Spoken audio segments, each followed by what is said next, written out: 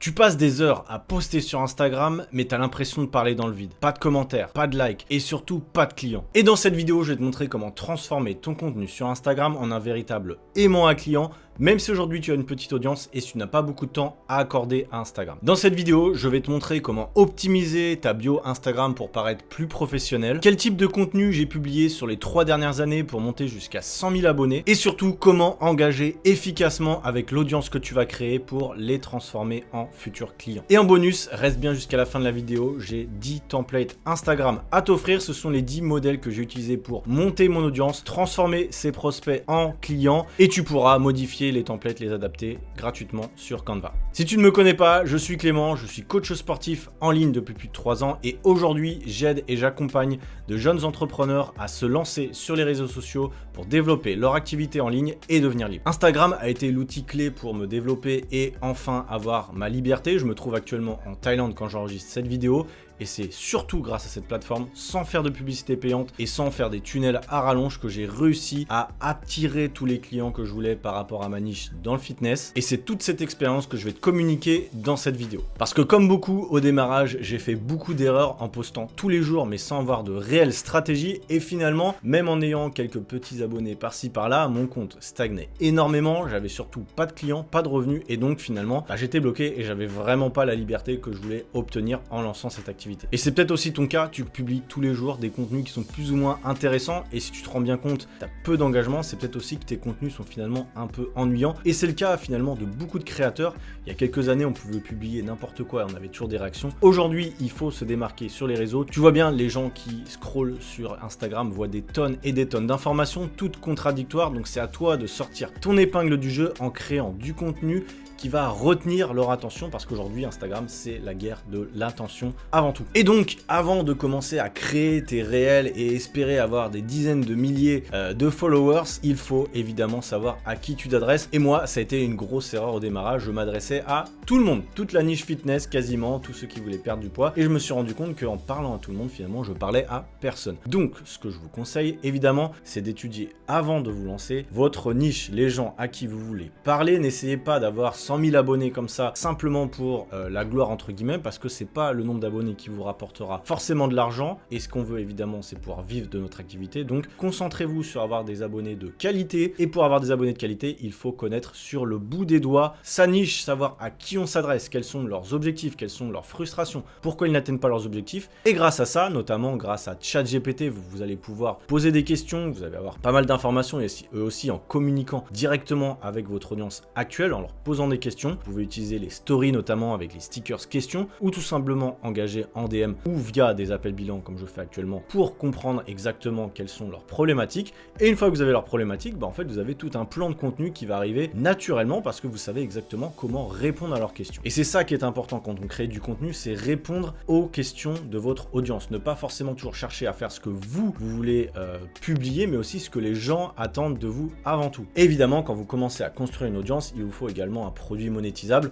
On en reparlera, que ce soit une formation, du coaching, bref, n'importe quel produit, il faut aussi avoir en tête votre offre. On en reparlera dans d'autres vidéos évidemment. Mais avant tout, il faut optimiser son profil Instagram, sa bio Instagram. Quand quelqu'un arrive sur votre compte, il faut que ce soit comme une vitrine de magasin. Il faut que ce soit bien rangé, il faut que ce soit clair, il faut que ce soit explicite pour que les gens sachent ce qu'ils vont retrouver sur votre compte et qu'ils ne soient pas perdus comme c'est le cas malheureusement sur beaucoup de bios. En fait, c'est très vague, on ne sait pas à qui ça va être destiné et donc ça donne pas forcément envie de s'abonner. Donc l'idée c'est qu'en 3 secondes chrono, les gens puissent arriver sur votre compte et savoir exactement si le contenu que vous allez publier dans les semaines à venir va leur correspondre. Les éléments essentiels évidemment, photo de profil, essayez de mettre une photo claire, on voit bien votre visage.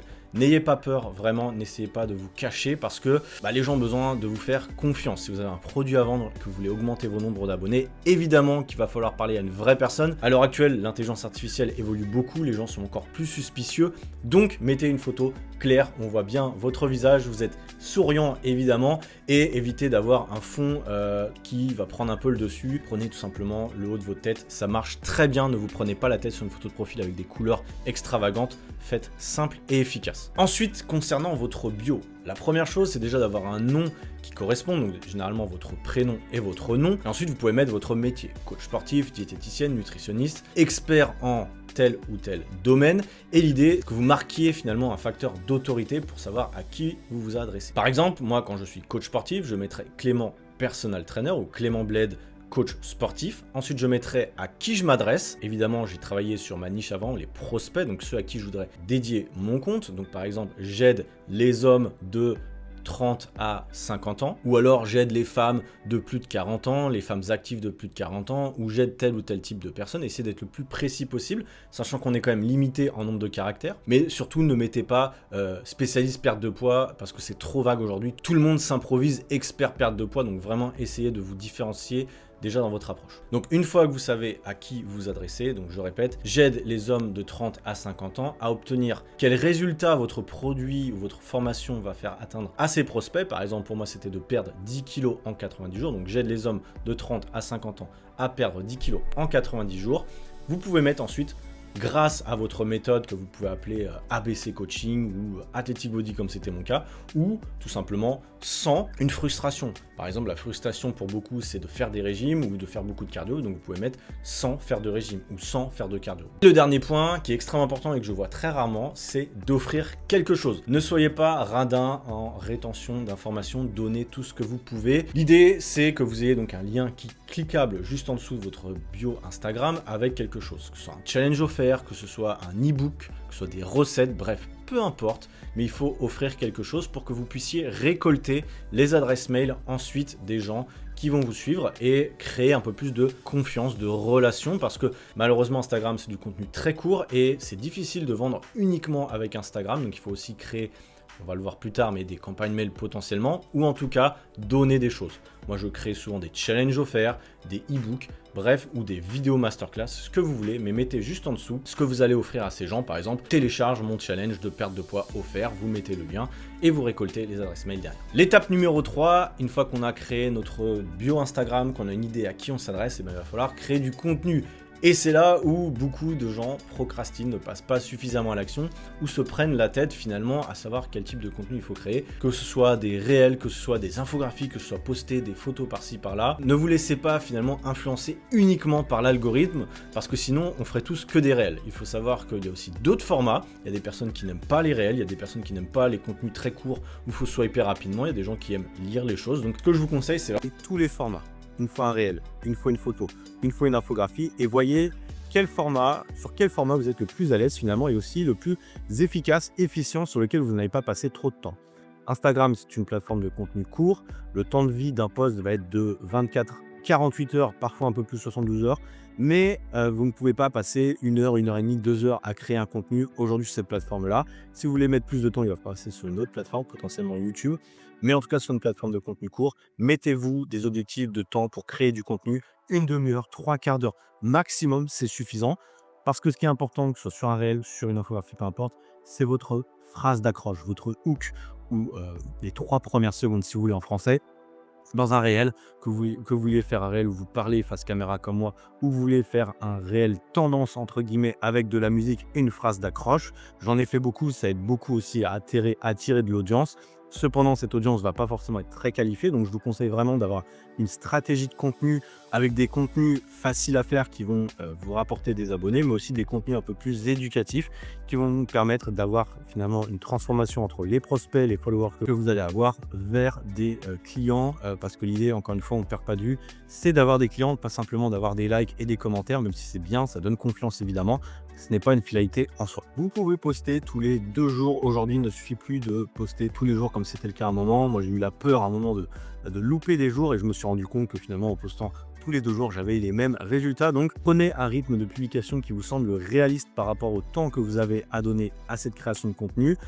2-3 posts par semaine, c'est déjà un minimum qui est confortable. Si vous le tenez sur 3 à 6 mois, déjà, vous aurez les premiers résultats. Si votre contenu est suffisamment attrayant pour votre audience, si vous répondez vraiment à leurs problématiques, il n'y a pas de raison que ça ne marche pas. Si vous voulez créer du contenu impactant sans vous prendre la tête, je vous ai mis en description mes 10 templates Instagram. C'est celles qui m'ont aidé à me lancer quand j'avais pas encore trop confiance et que je ne pouvais pas trop parler devant la caméra. Si c'est votre cas, pouvez utiliser ces templates, les adapter avec vos couleurs, votre niche, et vous verrez qu'avec simplement ces 10 templates, en renouvelant un petit peu, vous allez déjà avoir pas mal d'idées. Je vous ai mis le lien en description, n'hésitez pas à télécharger ces templates, ça vous aidera certainement à être plus productif. Si vous manquez d'idées, encore une fois, posez des questions à votre audience. Même si vous avez une petite audience, n'hésitez pas à ouvrir des boîtes à questions sur les stories par rapport au contenu que les gens voudraient voir. Vous pouvez aussi également aller sur YouTube, taper des mots-clés par rapport à votre thématique et vous verrez notamment les commentaires des gens. Une fois que vous prenez ces commentaires-là, vous pouvez créer un réel. Bref,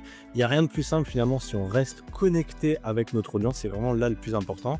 Vous pouvez suivre également un petit peu les tendances de ce qui se fait sur les réels. Tout ça, c'est assez simple. Il suffit d'aller dans la page Explorer d'Instagram et vous regardez un petit peu ce qui pop. Et vous comprendrez finalement ce qui marche. Donc n'essayez pas de refaire complètement le système en créant des réels complètement nouveaux. Je vous conseille vraiment au démarrage de partir sur ce qui marche déjà, copier un petit peu ce qui se fait et créer ensuite à votre sauce. Vous allez vous garantir d'avoir davantage de résultats au démarrage. Parce que si vous commencez à créer des choses vraiment de zéro que par vous-même, il y a de grandes chances que ça ne marche pas malheureusement, parce que ça ne va pas être adapté aux algorithmes et vous allez finalement rapidement vous décourager. Donc n'hésitez pas à vraiment regarder, faire des veilles concurrentielles. 20 minutes par jour, vous sauvegardez 3 ou 4 contenus de vos concurrents ou des gens qui font la même chose que vous, qui vous intéressent et vous essayez de l'adapter ensuite à votre sauce. Vraiment, faites ça régulièrement. Gardez-vous, je pense, une demi-journée pour créer du contenu. Moi, c'est ce que j'ai fait au démarrage. Tous les jeudis matins, je passais 2 à 4 heures à créer mes infographies, à créer mes réels. Mais en me disant que j'avais vraiment une demi-journée de bloquer, en fait, le but, c'était d'être le plus productif possible, donc de ne pas procrastiner à swiper pendant 3 heures sur Instagram et à vraiment ne pas avoir ressorti beaucoup d'idées. C'est un peu le piège aussi de cette plateforme.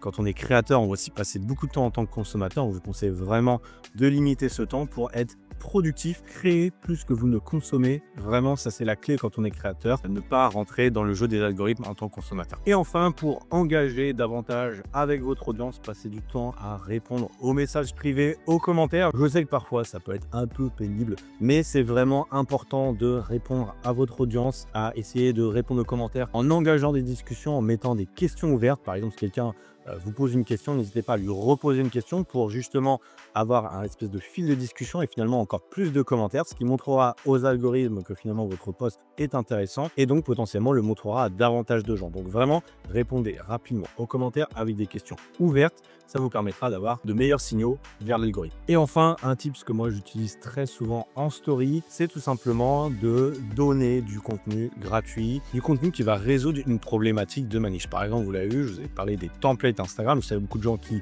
n'osent pas se lancer, qui n'osent pas se montrer à la caméra. Et je sais que ces templates vont forcément intéresser un certain type de personnes.